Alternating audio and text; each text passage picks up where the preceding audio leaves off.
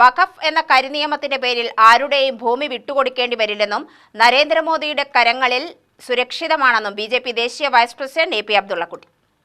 മതരാജ്യം സൃഷ്ടിക്കുന്ന വഖഫ് കരിനിയമം റദ്ദാക്കണമെന്നാവശ്യപ്പെട്ട് ഹിന്ദു ഐക്യവേദി വടക്കഞ്ചേരിയിൽ സംഘടിപ്പിച്ച ജനജാഗ്രതാ സദസ് ഉദ്ഘാടനം ചെയ്ത് സംസാരിക്കുകയായിരുന്നു അദ്ദേഹം.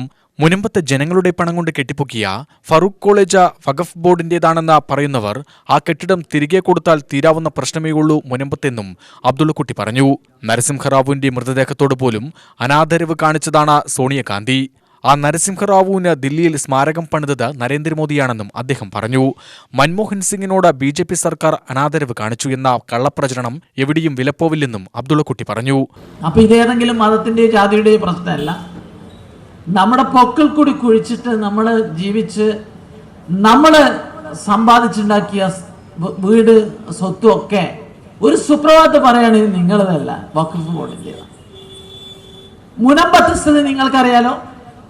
ഞാൻ മുനമ്പത്ത് ആ സമരത്തിന് ഐക്യദാർഢ്യം പ്രഖ്യാപിച്ചുകൊണ്ട് പോവുകയും സംസാരിക്കുകയും ചെയ്തിട്ടുണ്ട്. അവിടുത്തെ ജനങ്ങളുടെ സ്ഥിതി നിങ്ങൾക്കറിയാലോ. അവര് സ്ഥലം കാശെടുത്ത് വാങ്ങിയിട്ടാണ് അവിടെ വീട് വെച്ച പാവപ്പെട്ട മത്സ്യത്തൊഴിലാളികൾ. അവരോടാണ് ഇറങ്ങിപ്പോകണമെന്ന് പറയുന്നത്. ആ വിഷയം എല്ലാവർക്കും ഇപ്പോൾ മനസ്സിലായിട്ടുണ്ട്. അത് വഖഫുമായിട്ടൊരു ബന്ധമില്ല. അഥവാ അത് വഖഫ് ബോർഡിൻ്റെതാണ് എന്ന് പറയുകയാണെങ്കിൽ സത്യത്തിൽ ഫറൂഖ് കോളേജാണ് അത് വിൽക്കുന്നത്. കാശ് വാങ്ങിയിട്ട് അവർ നാട്ടുകാർക്ക് വിറ്റതാണ്. അങ്ങനെയാണെങ്കിൽ അത് പരിഹരിക്കാൻ ഒരു ചെറിയ മാർഗം ഞാൻ പറഞ്ഞുതരാം. എന്താ ചെയ്യേണ്ടതെന്നറിയോ? ഫറൂഖ് കോളേജ് മുനമ്പത്തെ മത്സ്യത്തൊഴിലാളികളെ കാശ് കൊണ്ടാണല്ലോ ഫറൂഖ് കോളേജിന്റെ ബിൽഡിംഗ് ഉണ്ടാക്കിയിട്ടുള്ളത്. അതൊരു പൊതുസ്ഥാപനമാണല്ലോ. ആ ബിൽഡിംഗ് വഖഫ് ബോർഡിന്റെ ബിൽഡിംഗ് അല്ലെങ്കിൽ ഫറൂഖ് കോളേജിന്റെ ബിൽഡിംഗ് എന്ന് വഖഫ് ചെയ്താൽ മതിയല്ലോ. ദൈവത്തിന് സമർപ്പിച്ചാൽ മതി. വിദ്യാഭ്യാസ സ്ഥാപനമാണ്. പ്രശ്നം ഒരു നിമിഷം കൊണ്ട് വേണമെങ്കിൽ പരിഹരിക്കാം.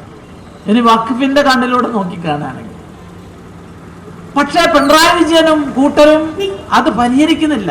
വി.ഡി. സതീശൻ ആദ്യം വലിയ വാചകമൊക്കെ അടിച്ച്, പക്ഷേ കെ.എം. ഷാജി എന്ന മുസ്ലിം ലീഗുകാരൻ പേടിപ്പിച്ചപ്പോൾ ഇപ്പോൾ വി.ഡി. സതീശൻ ഉണ്ടെന്ന്. ഇപ്പൊ യഥാർത്ഥത്തിൽ ഈ വിഷയത്തിൽ കോൺഗ്രസിനും കമ്മ്യൂണിസ്റ്റിനും ഒരു ശരിയായ നിലപാടില്ല.